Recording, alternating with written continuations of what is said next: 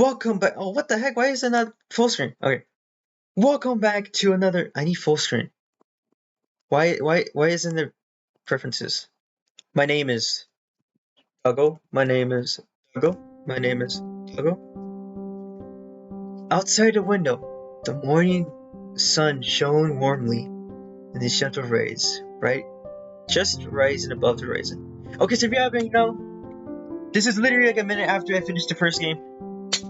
In YouTube scene, this might be like a month, depending how busy I get or whatever I feel like editing to this video. This is my Furry Protogen 2. So this is the second one from the first one, my Furry Protogen.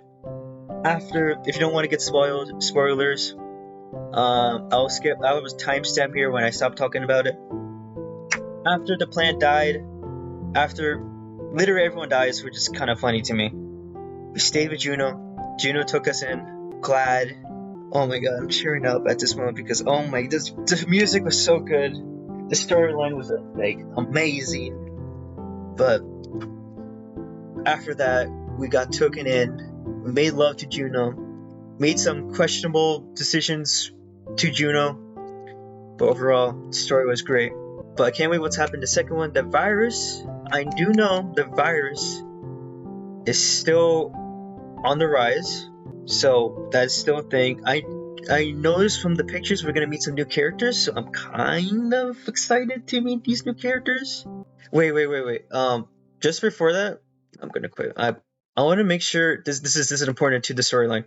I want to make sure if I have the not safe for work one added.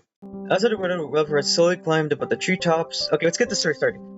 Enough of me talking. Enough of me checking to see if the 18 plus DLC is added. Let's get to the storyline. I'm ready to see if we come back this verse. Dude, if there's gonna be a cliffhanger, oh, I hope not, bro. I hope there's not a cliffhanger. I'm gonna cry. I'm gonna cry if there's a cliffhanger. Alright, it slowly climbed above the treetops, casting beams through the clean windows onto the kitchen table. I blinked, surprised that I had been staring at the sun for so long without tearing my eyes. But that didn't matter, because my chest was filled with feelings so familiar and dear to me, a comforting sense of peace. The aroma of freshly cooked bread drifted from the stove, accompanied by the quiet sounds of boiling water. Stop yawning, you'll miss your breakfast. I turned to Mom with a smile on my face, feeling unexpectedly happy to see her at the moment. My heart stopped a little, as if we were reuniting after a long separation, yet I didn't understand why. I wasn't going anywhere. I was here right next to her, next to Dad, just as usual. Mom smiled at me with her usual warmth, sitting down next to me at the table, carefully placing the plate in front of me. What's on your mind, honey? I turned to the voice. My dad was sitting to my left, across from Mom. I felt so happy to see them both that my chest tightened involuntarily. I didn't know the reason, but I was still enjoying these moments. I shook my head at Dad's question. Nothing, Dad. It's just... he's probably thinking about the girl he's going to marry. Isn't that right, honey? My face flushed slightly, and I looked away. Mom and Dad looked at me as if they knew everything, as if they didn't need my answer. It's a normal thing, Doggo. I know she's always on your mind.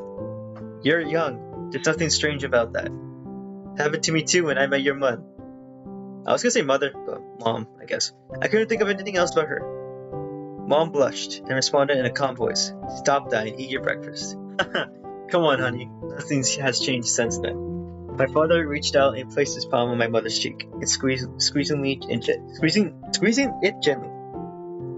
I looked at them with a smile, as if trying to absorb the scene, to memorize every detail. At that moment, I felt like at home, in a cozy, familiar environment, but something in my chest was still bothering me, as if I needed to leave.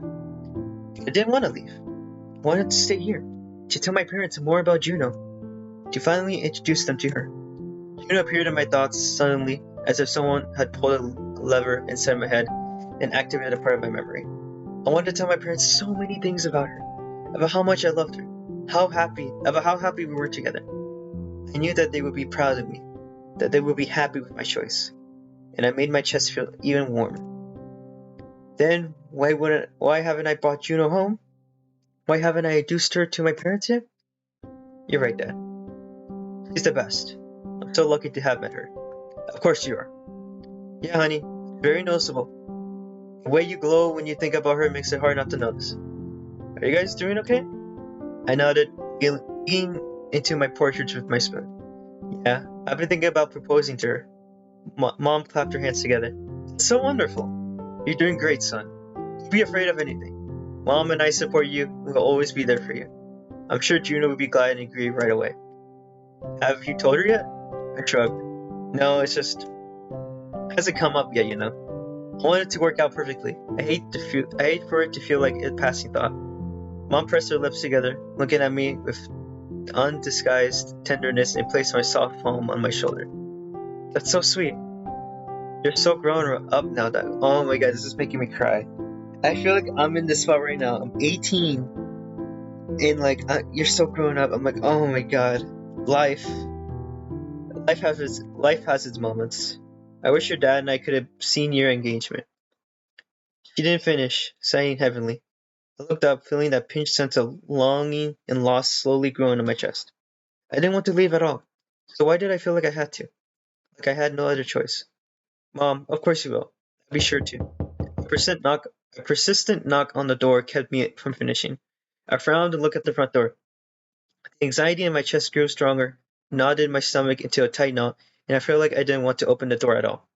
I didn't want to get up from the table. I didn't want to see who was there. Somewhere in the back of my subconsciousness, I scrambled to understand what was happening, but I was persistently pushed back into darkness. My heart beat faster, my palms were sweating, and a sudden fear had to settle my body. Why couldn't everything stay the way it was a second ago, with the coziness, the warmth, and the pinching love in my chest? Why did everything have to be this way?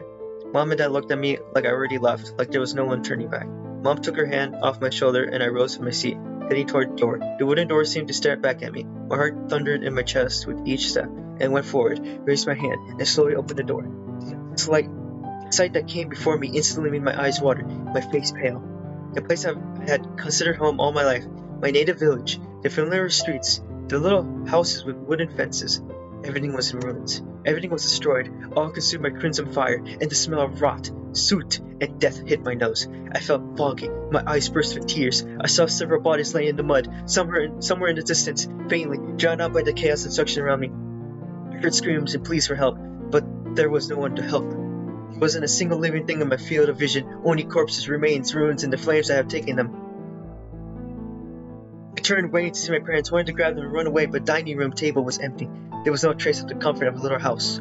Everything was on the floor, like a tornado. Windows broken, the table overturned. I felt hot tears streaming down my face, panic squeezing my throat. No. Oh! Subtle text moving. That's cool.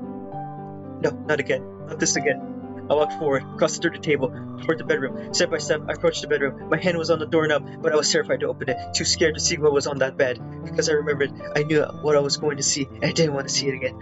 Hopelessness, fear, grief, all those feelings have actively corroded the love, comfort, and tenderness I just felt a few minutes ago. Hello? A voice, a familiar native voice, came through the throbbing of my tears. It was Juno, but I couldn't turn to see her. To hide her in warmth embrace, to find comfort or support, I froze at the door, clutching the doorknob with my hand. Mom was lying there, in the bed, alone, dying. I'll go, don't do this to me. Go in there. I squeezed my eyes shut. Her voice echoed in my ears, and in that moment, it was like if I fell into darkness, floating into space, watching an explosion. The one that had once been my home was completely obliterated in front of my eyes. Devil, wake up. Okay, don't tell me this looks like AI generated. Come on. Don't tell me this looks like AI generated. I don't know, it looks like AI generated. It doesn't look like the person created it. But whatever. I suddenly opened my eyes and found myself staring at the ceiling of the sleeping compartment. My body was tense and rigid, my chest having rapid as I struggled to breathe. My heart was pounding so fast in my chest that I could hardly think. Oh, were you awake? The mechanical, polite voice, coming through the noise of my pulse in my ears, made me finally came to my senses. It's fine. I'm awake. I couldn't say the words easily. My throat was sore and my voice sounded so husky that I wasn't even sure if Pixie heard me. Your heart rate is off the charts. Are you sure you're okay? Should I call Juno? I immediately shook my head. No need for that. Just had a bad dream. In the long months I had spent in the ship, I had gotten used to the fact that Pixie was kind of a visible spirit.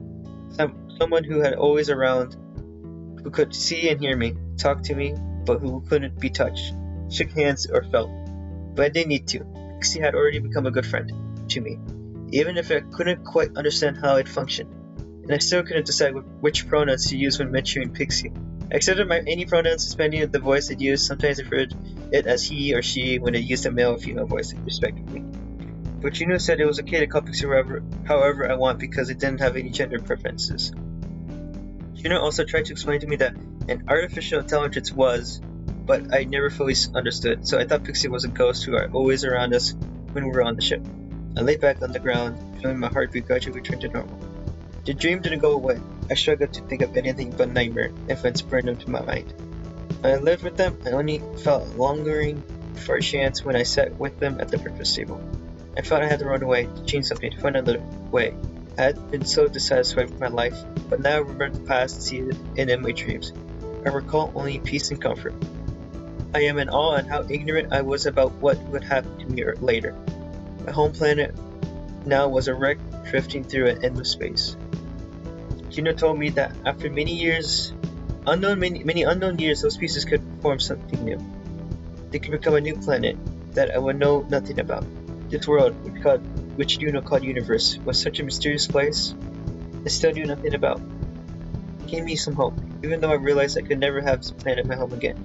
I was chilling thought to realize that I was the last of my species, the only inhabitant of my planet that miraculously survived. Except for Juno, I was the only one who knew what this planet looked like and felt like. Memories of those I knew, those I loved, those I grew up with. Our language, our myths, lit, Heavenly Mother, all of it remained only in my head. And the burden was not an easy one. No matter how hard I tried to prevent, everything was fine. If it wasn't for Juno, I probably wouldn't have already gone completely insane. She made many attempts to help me with my trauma. She kept me talking, but I couldn't put it all on her shoulders either. I sighed and stared at the ceiling again, beyond which was nothing but endlessly unfathomable space. I did my best to brush those thoughts away, and got out of bed. Pixie, where's Juno now? She's training right now. I told her you were awake, so she's already waiting for you. Thanks. Glad to be of service. This looks like AI generated. Oh my god. It's the color scheme. It's the lighting, you can tell. I don't know, it just looks so fake. I might say that during our sessions in this video. Headed towards the shower stall and took a quick shower before changing to heading to the gym. My buddy was still a little tired from waking up, as if I hadn't slept at all, but I couldn't afford a few minutes of procrastination. I had to work to reach my best form.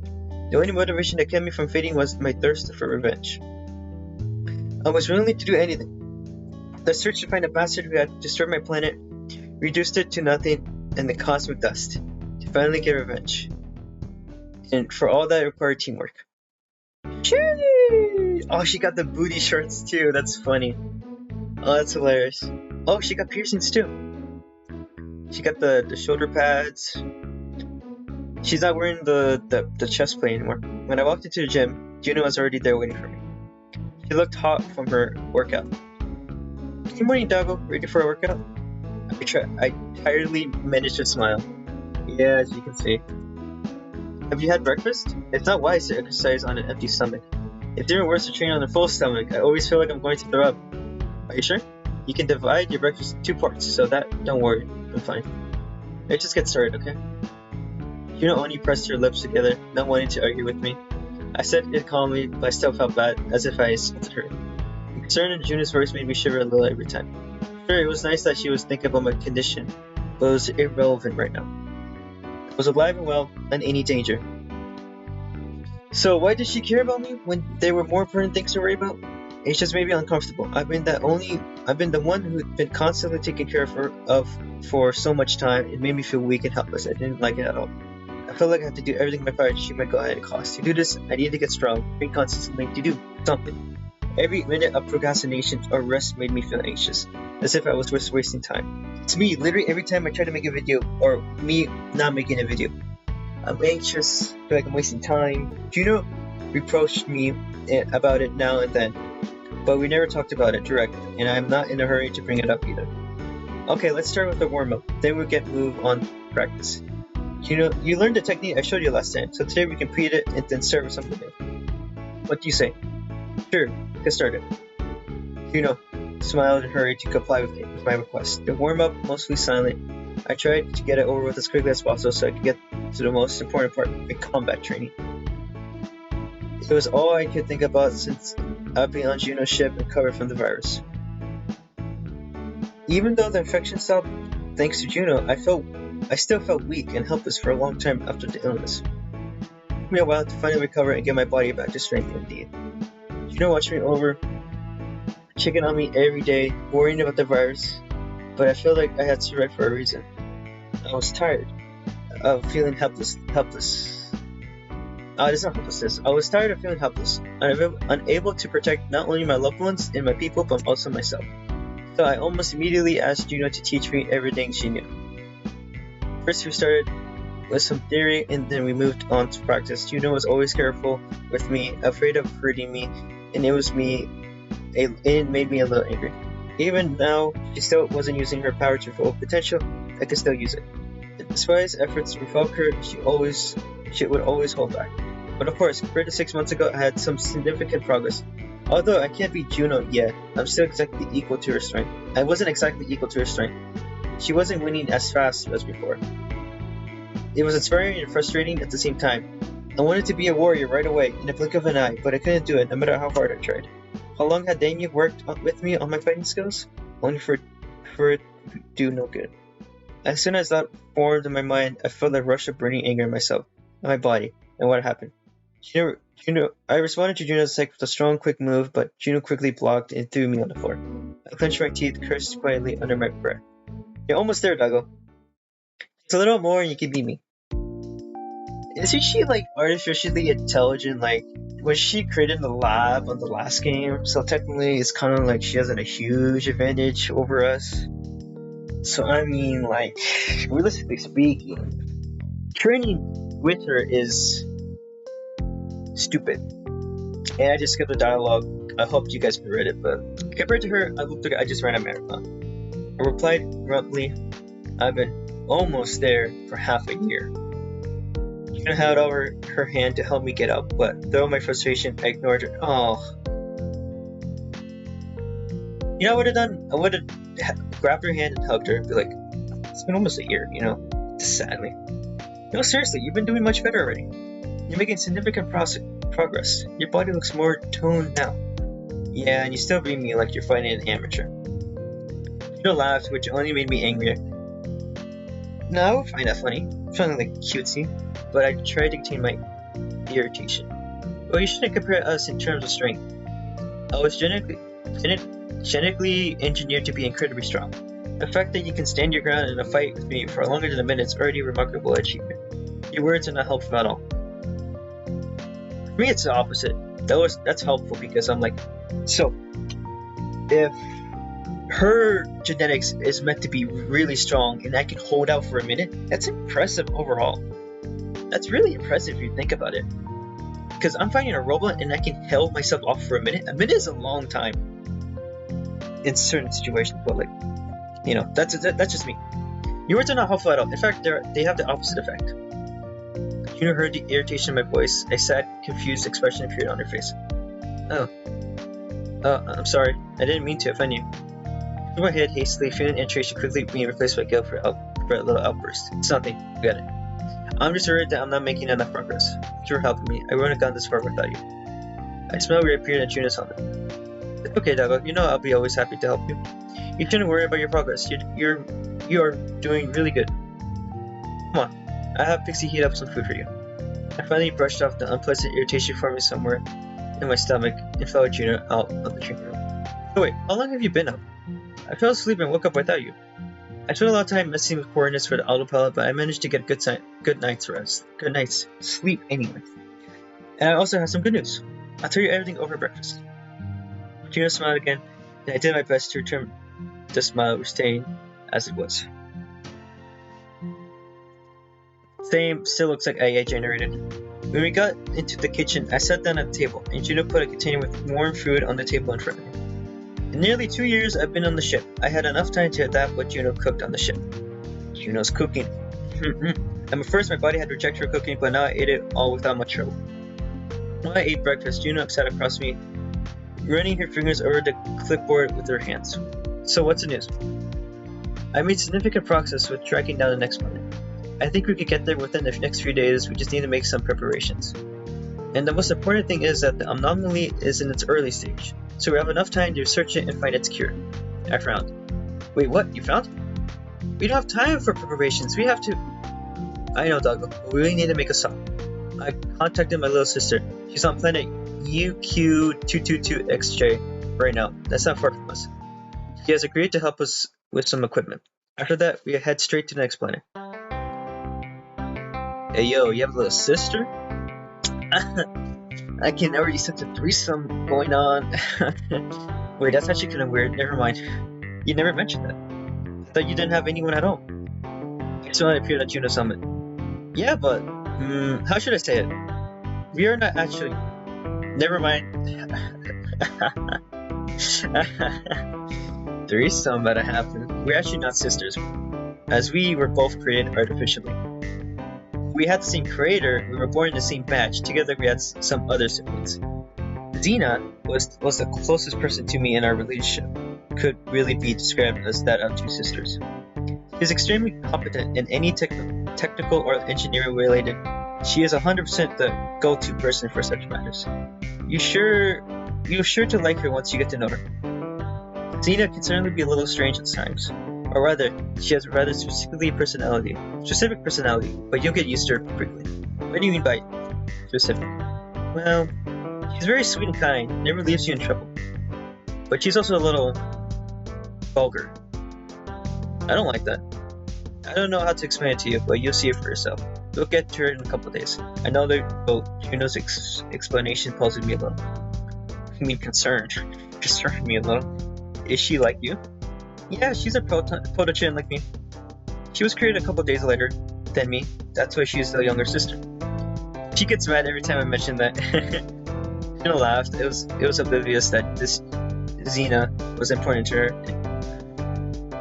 Okay, I'm going on with a lot of assumptions and predictions. I feel like the little sister might die, or just be like a one-time thing. But I'd rather be a one-time thing and then rather for her to die. And because of that, I felt the need to make a good impression. What if we're too late because of this, and anomaly destroys the planet you found? Don't worry, we have time. Trust me, okay? I got it all figured out. We have enough time for everything. I just sighed. All I could do was to trust her, and I trusted Juno completely no matter what. However, I couldn't ignore the uncomfortable possibility that in just a few days, we might just arrive to nothing more than ruins. The same fate on my own planet. It was uneasy though. Okay, I'm sure you know what you're talking about. Juno answered me again with a smile. I finished my breakfast, got up from the table, intending to return to the gym. Even though I couldn't work out properly with a closed stomach, I wanted to do something useful, even with simple strength training. Where are you going? I thought we could play something together. You almost beat me last time. We'll do it together later. I want some more practice. I want to practice a little more. Start without me for now. I'll join you when I'm done. A sly smile quickly appeared on her helmet, and she responded, Okay, but hurry up. I wanted to play something else with you after our main game session. You know, our favorite game, sex. And of course, explosion. She winked at me, and I responded with a slightly embarrassed smile. I was well aware that Juno was referring to playing with the VR helmets now, which was what we usually did when we had free time. As it turned out, there was a lot of free time in space. I still found it hard to imagine Juno traveling alone for so long before she met me. All she could do was talk to Pixie, play games to pass the time, all alone in a huge metal box drifting at incredible speed through an endless space. The mere thought of what it would be like to be alone on a ship, even for a few days, terrified me. Not only because I still had the faintest clue on how to keep the ship running, but also because being alone would be unbearable for me. I spent the next hour at the gym, trying to make the most of my time I had. As soon as I was done, I got back to our bedroom and went straight to the game. Now, the VR helmet wasn't something unknown or frightening to me, but rather it was another miracle. Juno explained to me that it worked, but I still couldn't understand completely. I played a few rounds with Juno, which I won. Eventually, I took off the helmet and collapsed in the bed. It's not fair, you just letting me win. Feigned surprised. What? No, of course not. How could you think of that? Your skills just got better. That's the only reason. Sure. All these rounds in a row? Yep, nothing strange at all. Come on, Doggo, why don't you want to believe that you got better at the game? Or maybe you just got lucky. A smile reappeared at Juno's helmet, and she hugged me across my stomach. pressing closer to my side. It's not good to give in. I can't improve if you're not even trying. Okay, I won't do it again. But you're really making progress, especially considering the fact that your species never invented video games. Yuna's words echoed with a faint pain somewhere in my chest. I said nothing, staring at the ceiling. Yes, my species had never invented anything like that, and now they never would. Wait, so we're the last human? Oh my god. Oh, I don't know how I feel about that. Being the last species? I don't know how we're supposed to make babies, you know? She's an animal, I'm a human. You know, I guess furry wasn't invented back then because it was village huts. So, yeah, I guess this is like not weird, I guess. Juno sensibly that she had said something wrong, immediately shrugged awkwardly. I'm sorry, Doggo, I didn't want to upset you. Don't worry, okay. Shook those thoughts away and rolled over, hovering over Juno and kissing her neck. I just wanted... There's the sound! I just wanted to forget to get out of my head that sex was the best way to do it. Juno's embrace always felt so warm. As if it was those moments slowed down and eventually stopped giving us breaks and we could see... I mean, there's a window right behind there. I mean, like, I don't know if I feel comfortable doing those activities when there's a huge window that's like the size of the goddamn wall, just openly, blatantly showing it. And so savor those moments with each other. Oh, Jesus Christ.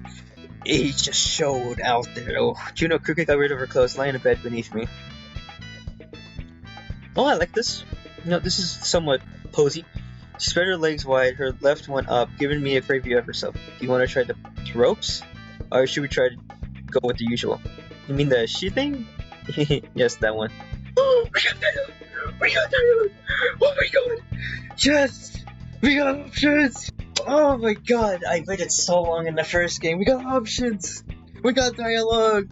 We got options! Okay. Oh, I got goosebumps! I got goosebumps! We both collapsed on the bed exhausted, staring at the ceiling, trying to even out our breathing.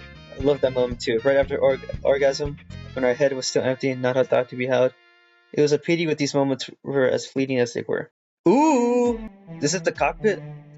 You could say Juno and him had a lot of cock picking. Get it? Please laugh. We spent the next few days traveling. Now we finally had a destination. It was so refreshing. Drifting rather aimlessly in space for the last few months. We were following anomalies at random. Juno was working, trying to chart out the planet we needed to go to, and I always felt like we were draining away like sand through our fingers. But we finally knew where we were going, and I felt an unprecedented rush of motivation. In the last few hours before we arrived, I found myself aimlessly wandering around the ship. I was idling between many compartments, pestering Juno with countless questions like a kid, asking how much longer we had to wait. When Pixie finally announced that we could enter the planet's atmosphere, I jumped into a jet ahead of Juno. Heck yeah. Are we in India? Why is there so much trash? I peered through the cockpit glass at the planet before me. Even from space, it was nothing like my home.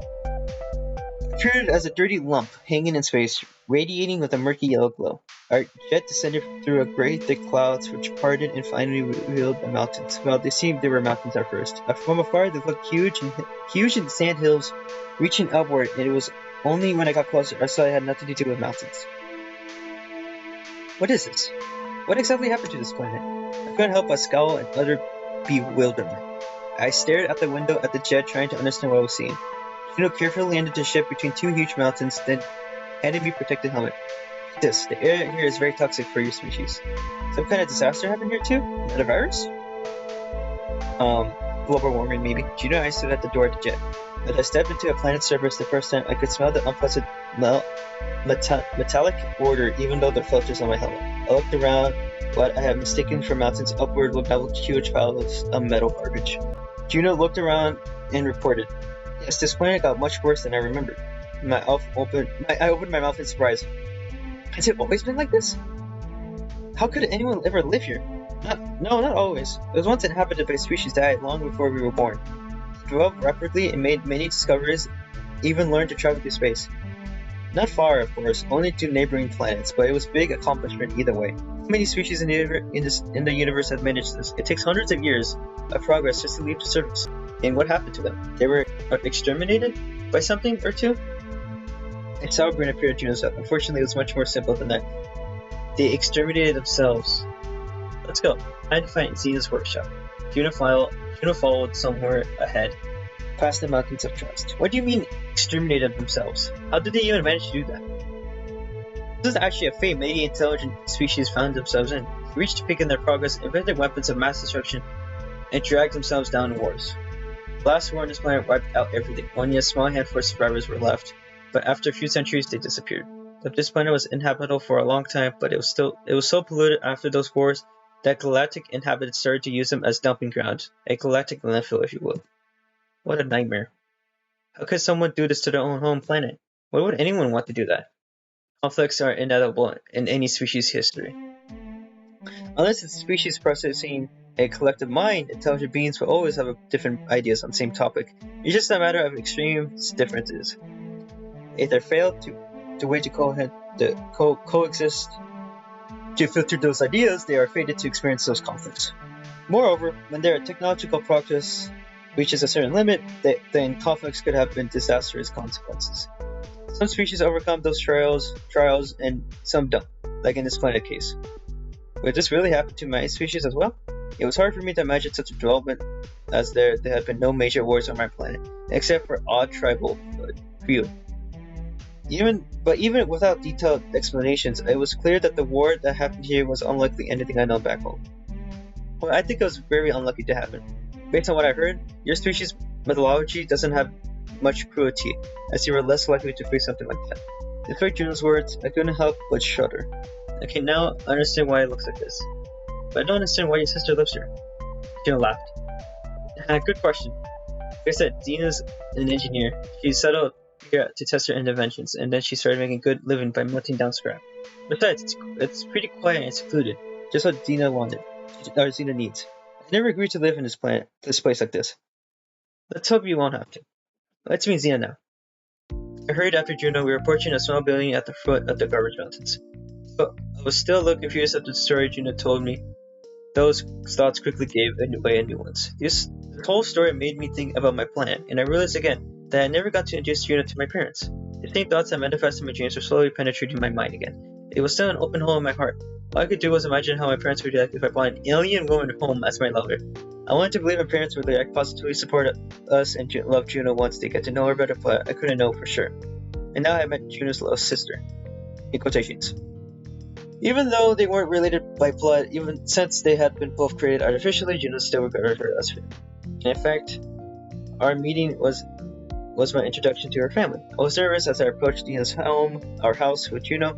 Stupid thoughts continued to pop in my head. What if Xena didn't like me? I was a different species from a not so advanced planet.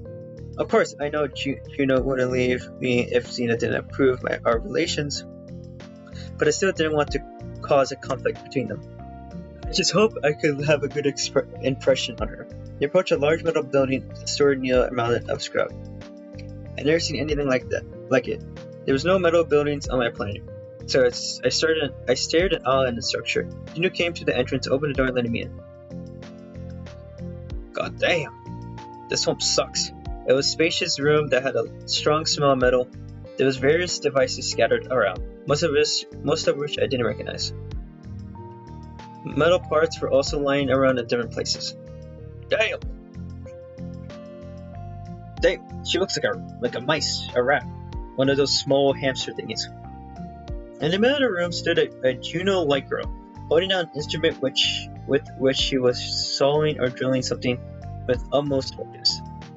I stared with interest at what she was doing. She was standing next to a large metal contraption made up of many parts, and there was a sparkling glow coming from her device.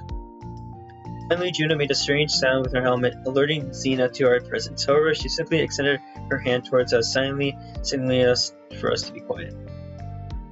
For the next few minutes, Juno and I waited patiently for Xena to finish and turn her attention to us.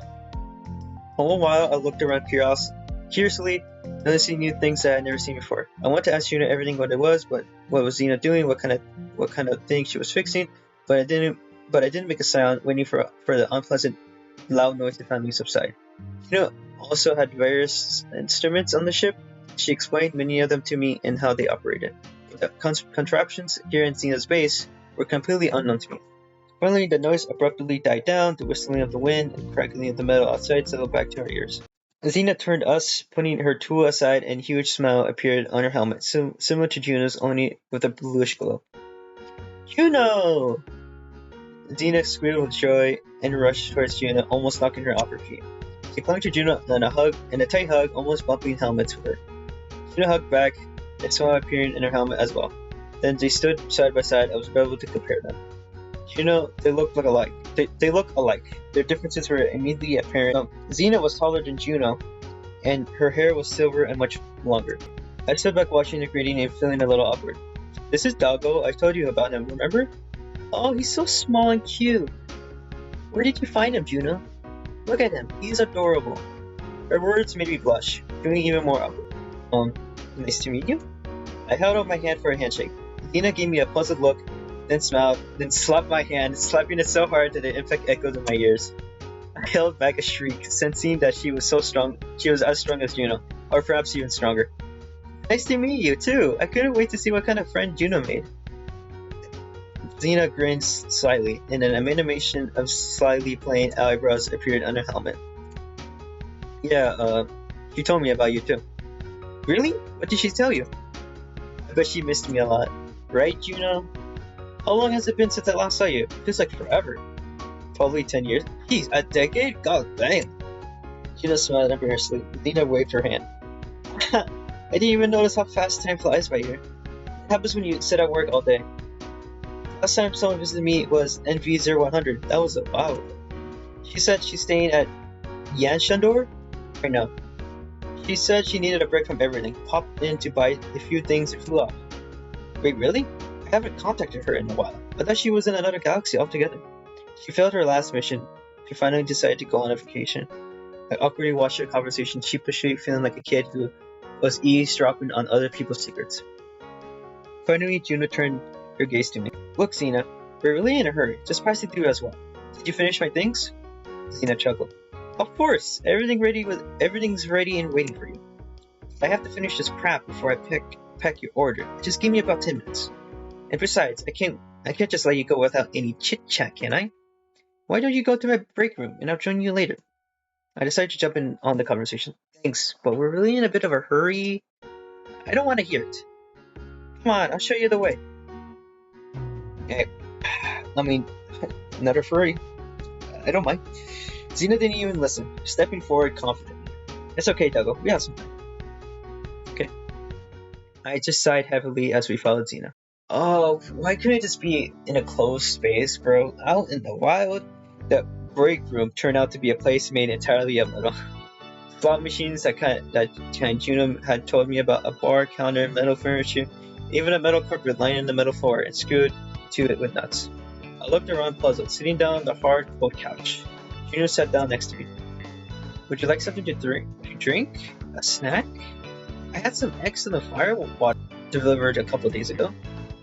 Firewater? I looked at Juno and leaning over and muttered, What is firewater? Juno smiled at Xena. No thanks, we'll take something that's not that strong. Actually, we don't have time to drink, Xena. We'd love to stay with you longer, but Xena immediately brightened. Then just stay! Believe me, there's room for everyone. I'm not the only one on this planet. No, I'm sorry, you can't. We have to hurry. A sad expression appeared in Xena's helmet for a couple of moments, but just quickly erased it, replacing it with a familiar smile. Well, I'll get you some tea then. Juno, you want the usual, right? Yes, thank you, Xena. Xena quickly went to the bar, got us each a drink. She bought me a strange blue-colored tea, and Juno got a glass of some fizzy drink I didn't recognize. What is it? I pointed out to the glass in Juno's hand. Oh, it's a delicious sweet tea from one planet. I can't remember what it's called. It's kind of fizzy syrup.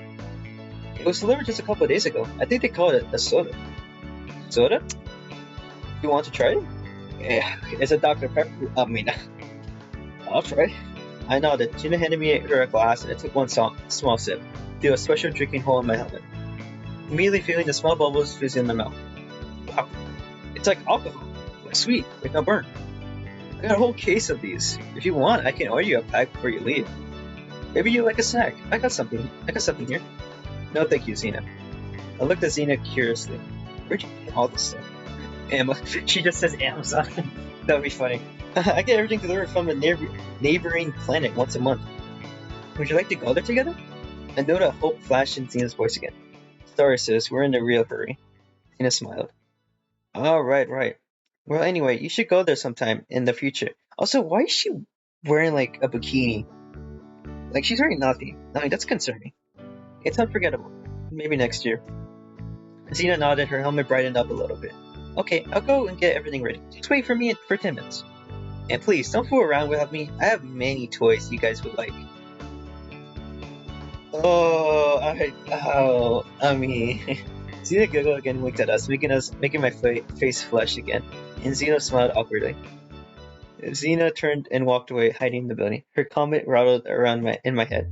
Did you told her that you and I... Xena blushed again. No, I just said you're a close friend. But don't worry, even if we were really just friends, Xena would have said exactly the same thing. She made the same joke about Toshi. Xena and I sat down in silence for a while, listening to the clanking of metal. I looked ponderously at the mountains and coverage around us. How does Xena live here? It would be torture for me. There's no one to talk to, and there's no nature to admire. Xena smiled softly. Yeah, I know. That's why she wants us to stay a little longer. Hope you're not offended by her manners, Doggo. Heck no, bro. I like her already. Dude, she's like one of the people I'll be friends with immediately.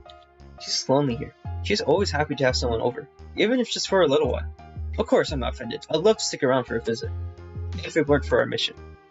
I was being a little deceitful. I really didn't want to stay on this planet at all. Okay, if all the things are talking, yeah, then I would be like, oh, the smell. If there was a suit or like it would filter out everything, then yeah, I would 100% stay. But you know, continue. But I wouldn't mind going along with these two of them, the neighboring planet Xena had mentioned, to see the seasonal sail and other inhabitants of the galaxy. I could hardly imagine Xena living here, and I couldn't even help but feel a bit sad for her. There was no way I could have survived in such conditions. Why doesn't she just leave this mess? Xena struggled thoughtfully. Like I said, Xena came here for her own violation. She likes it here. She always loved the solitude. Just that sometimes there's such a thing as too much solitude, if you ask me. I spent a lot of time alone here. I spent a lot of time alone too, not only talking to Pixie. I thought everything was great, but when I met you, I realized how lonely I was. Maybe Xena would have met someone too, who knows? I smiled weakly. How would she meet anyone if she spent all her time in this dump? She laughed. I told her the same thing, but Xena had always been a little shut in. I would have lost it long ago. Well, your species' psyche is much weaker than ours. Yeah, I guess. Plus, Xena has a job here. Her life is her work, and her work is her life. I'm certain that no one can make a set of tech armor better than her. So this is why we came here. We finally tried changing it. Xena smiled. I decided that we need a little upgrade if we want to deal with the anomaly. Xena is an expert in terms of technology. I asked her to create a set of reinforced armor to be ready for anything. They will be enhanced protection, temperature monitoring, and the organ function analysis. On top of that, Pixie will be able to get all the data through all armor's sensors. If I take a critical damage, the suit will send an emergency signal and Pixie will send a jet to fetch me. You'll see for yourself soon enough. Sounds great, but I hope you never get into a situation where the single thing is needed. Well, it's better to be prepared for anything. Now that you mention it, I'd like to give myself some armor too. Xena looked at me in surprise. Why do you need armor? Why? To fight alongside you? You don't think I'll let you go anywhere alone, do you? No, of course not, but you're... I'm what, huh? Look at Juno, knowing that she was thinking right now, but she meant I was weaker than her. No matter how much I trained, I couldn't match her performance, simply because of the limitations of my body. Even though it was an objective and obvious fact, I still felt a surge of irritation in my chest. It was as if Juno hadn't even thought about me fighting, had written me off beforehand, but I wasn't going to stand by. It was my own planet that had been destroyed, and it was my responsibility to take my revenge. Jago, Xena interrupted our conversation at the moment, unknowingly stopping at a pending quarrel. I didn't want to argue with Juno, no, but lately I've been thinking about I was pushing it myself. It was as if I couldn't help myself, as if the emotions were bubbling inside me, eager to find a way out. I was getting harder and harder to hold back, no matter how hard I tried. It made me feel like a psycho. Juno was my closest friend, my lover, the one who always supported me. couldn't understand my negative emotions, irritations, and resentment were directed at her. Maybe it was because there was no one else. I sighed, once again berating myself, and silently thanked Xena for stepping in at such a good time. Xena appeared before us with a large container, which she placed effortlessly on the floor. See, so everything he's gonna need is here. I got it all set up. The armor's all ready, waiting for uses. As well as the weapon and mods you asked for. Xena winked at us and Juno's grinned. Thank you, Xena. Can I put it on right now? Wait, you ordered weapons as well? Yeah, just a melee weapon. I'll show it to you when we get back to the ship. Juno approached the container, running her hand admiringly over it. You can put it on right now, but I advise you to do it on your ship instead. How about Doggo? Take the armor to your jet while you and I have a little chat. Juno raised an eyebrow at Xena. A chat? About what? Xena rubbed the back of her neck in embarrassment. Well, is something wrong? Look at Xena puzzled.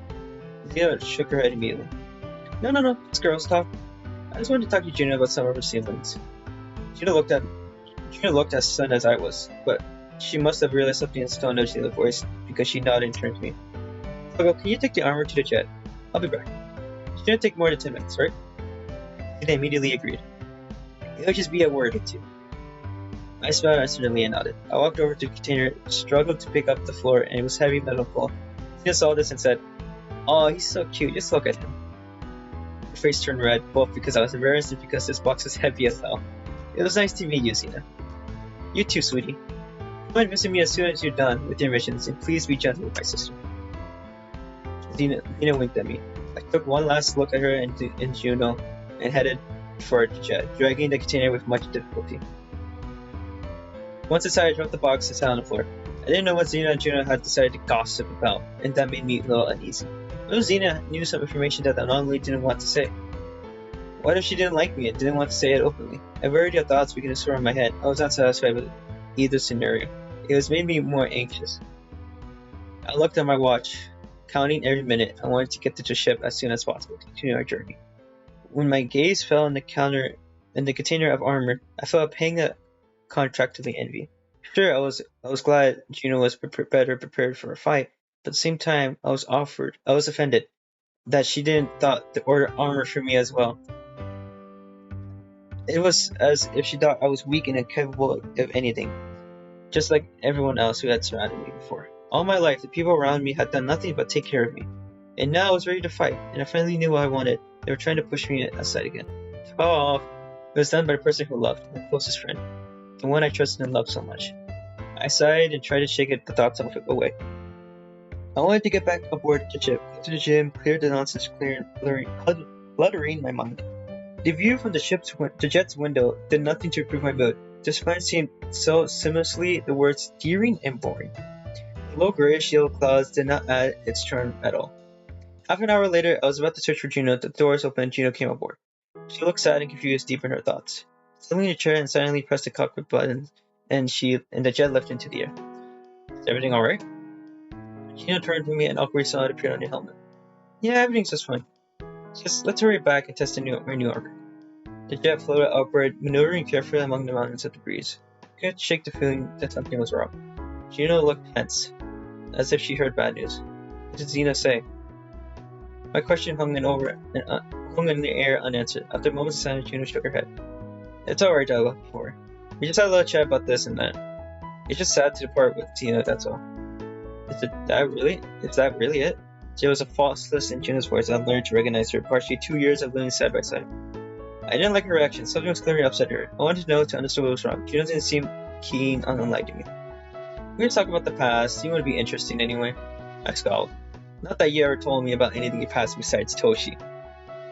Juno didn't answer, concentrating on jet controls, though she didn't need to. It had maneuvered itself back to the ship thanks to its autopilot. I still wanted to push the matter further to ask Juno what happened. The fact I didn't know much about her hurt me a little because Juno knows practically everything about me. She knew the property, the home planet, about my parents, about what happened, and why I ran away. But she wouldn't tell me anything about her life. Sometimes I felt like she didn't want to. I didn't want to think about possibly her not trusting me enough to share what kind of thing, but kept popping into my head. Every time we came up in this topic in this discussion, Juno would just cut off and say I wouldn't be interested. Juno said it was long and boring, and I wouldn't want to hear anything exciting anymore. But Juno was from another planet, different species. How could I not be interested in what was happening there? Even though it was trivia and simple for her, it felt like a whole different world to me. She had explored my planet herself, showing admiration and interest in learning about our way of life and traditions. However, she seemed unwilling to reciprocate and share anything about herself. Even so, I didn't push the topic forward. I just turned away from the window, watching the planet shrink away. Look, when our jet docked with the ship, Juno effortlessly picked up the container and headed to the docking bay, still deep in her thoughts. I had no choice but to follow her. Juno, you know you can talk to me if something's wrong, right? Juno turned a soft smile appearing on the helmet. I know, Doggo, but you can talk to me too if something bothers you. We nodded at each other in silence. Neither one of us saying that we actually thought. Juno and I spent the next day on our way to our first target, a planet that she had found through her analysis and which we hoped to find some answers. Judging by the fact Juno sent signals to the planet and received no response, we knew in advance that the planet was either inhabitable or creatures living there had not reached level of development to be able to receive and send signals in Earth space. As we approached the planet, I felt a mixture of impatience, excitement, and anxiety. I wanted so desperately for us to find something, anything to get us a hint as soon as possible. So much time without any progress had done wicked things to my psyche, and the only two things that could distract me was spending time with Juno and training. Most of my free time at the gym, the rest of which I spent sleeping, showering, eating, playing games, and having fun with Juno. Juno grumbled every now and then that too much training wasn't good for me, and I had thought of the rise. My body was getting stronger, I could feel the muscles growing and hardening that gave me even more motivation to push further. Once again, exhausted in front of the punching bag, I sat on the floor, wiped my sweat off my face. I couldn't help Juno in the lab, nor could I find the anomaly myself. But I could at least do my best to protect not only myself, but also her in case of any danger. But Juno's abilities with her new armor, I doubt that she'd ever need my help. However. I exhaled and stared at the ceiling, trying once again to push away my gloomy mood. Oh, nice. At the moment the base opened, Juno entered the gym. My eyes found her immediately, and I saw its surprise and undisguised admiration that she was wearing a new armor Xena had picked up for her. The armor looked much sturdier and heavier than the previous set. The hard black plates protected Juno's breast and thighs, illuminated with a warm yellow hue. Wow, that looks impressive. Yeah, I love it too. It's so comfortable and lightweight. Lightweight. It's like it's not there at all. Xena is a genius, just like I said. A smile appeared on Juno's helmet, and she ran her hand over the plates, enjoying her smoothness and comfort. It looked very beautiful in it. I smiled involuntarily, enjoying the way the armor accentuated Juno's sexy, strong, yet graceful figure. Thank you. Juno's helmet reflected embarrassment. By the way, we're approaching the planet, so you can shower and pack in an hour. We should be able to touch down. I nodded and hurried to take a shower and get dressed. When I was done getting ready, I stood by the ship's window, admiring the glowing blue ball of light against the black canvas of space. So beautiful. Yeah, it's named 01221. Not very many have explored it yet. Sometimes I feel like Juno was making up those planet names as we spoke.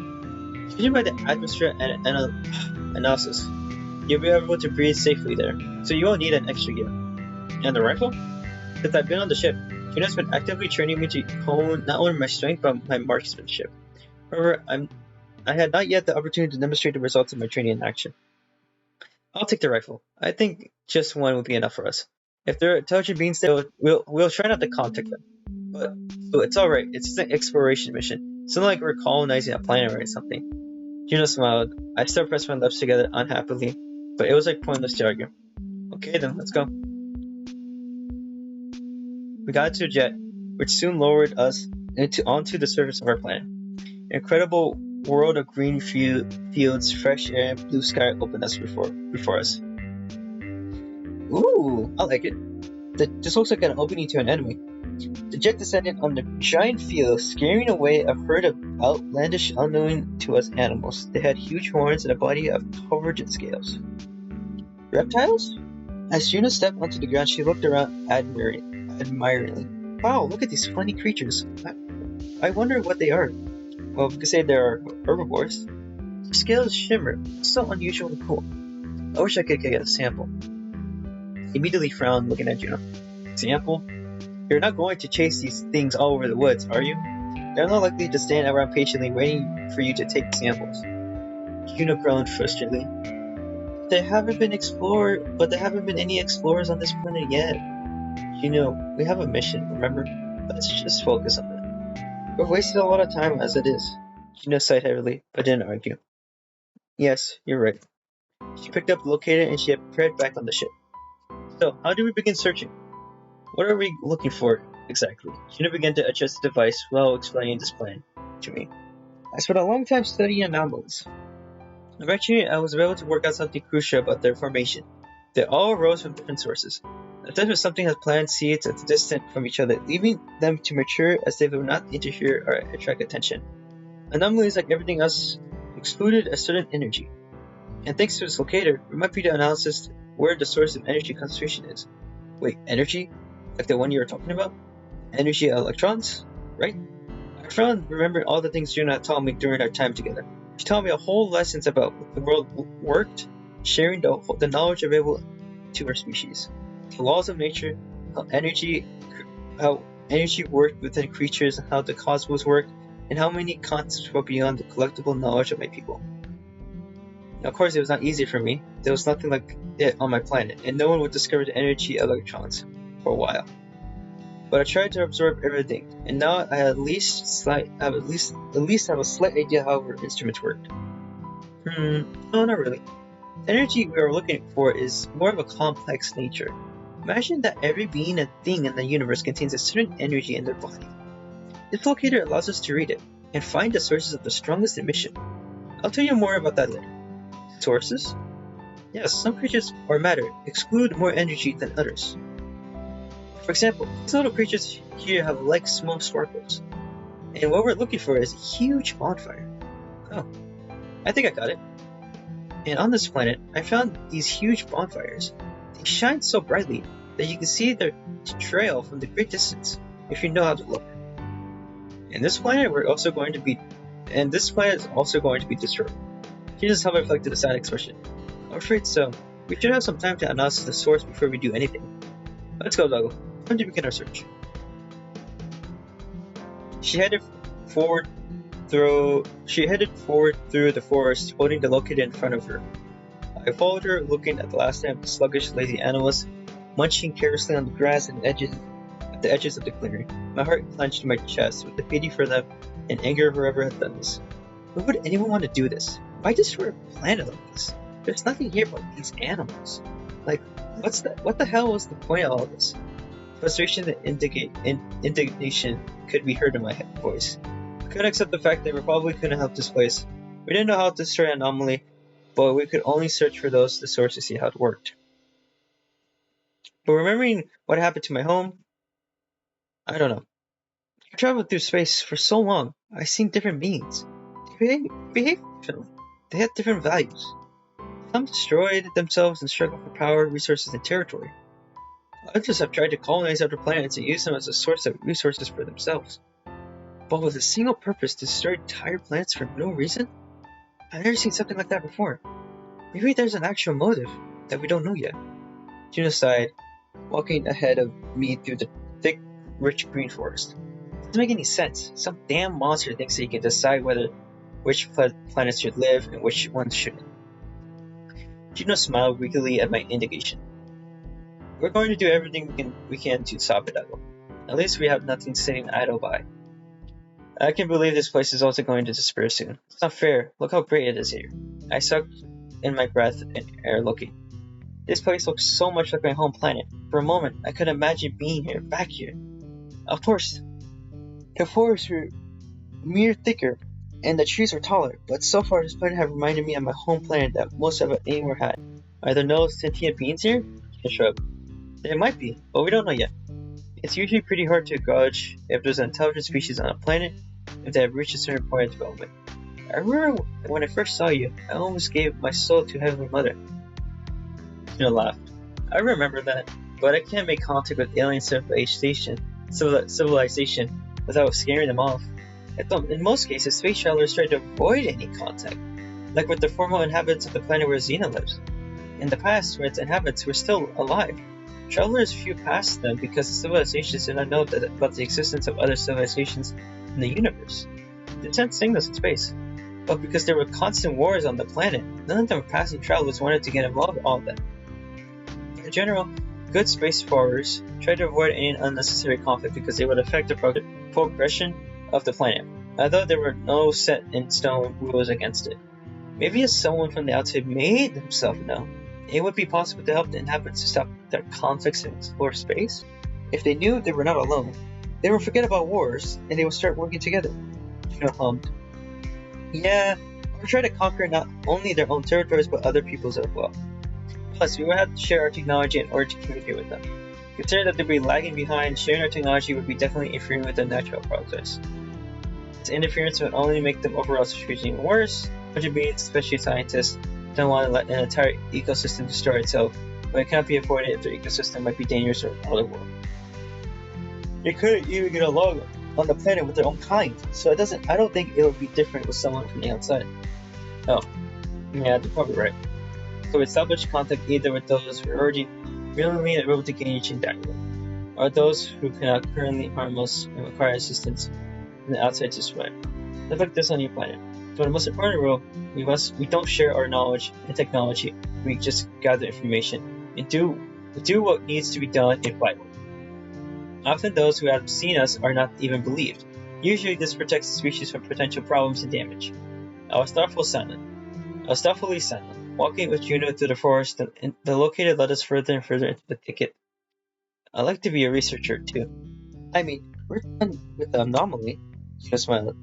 We'll do our best to solve it, Double. Then we'll plan our future together. Happy no matter what.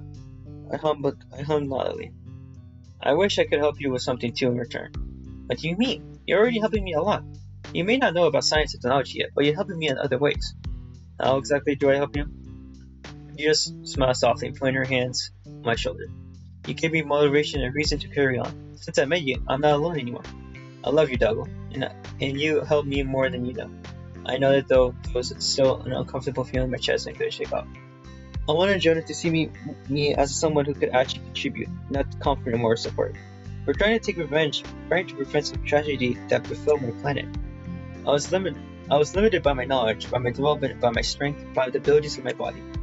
All I could do was follow Juno, and if we were attacked now, I couldn't protect her. I couldn't destroy not only myself, even if we found its source. As I looked around, I thought again about the fact that this planet would soon be gone.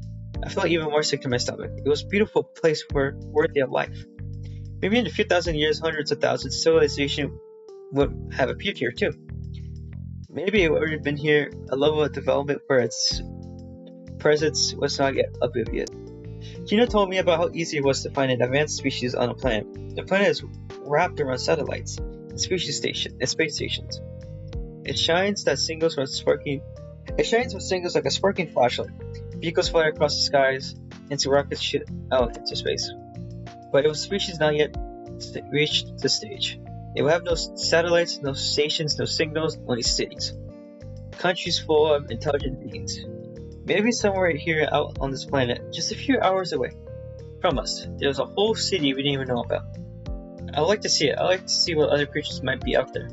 During the time I have been traveling through space with Juno, I only seen her species, Juno herself and now Xena. I wonder how different the other habits of the universe were from me.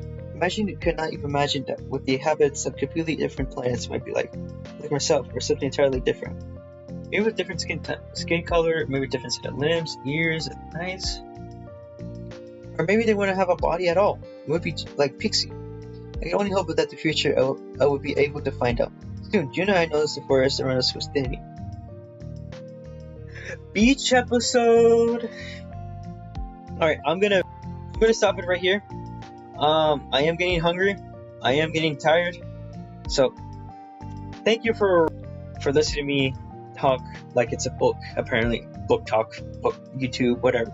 Because there is no voice lines. I'm assuming, because from the first one there was no voice lines, so the second one I'm assuming there's no voice lines here. But there is dialogue options.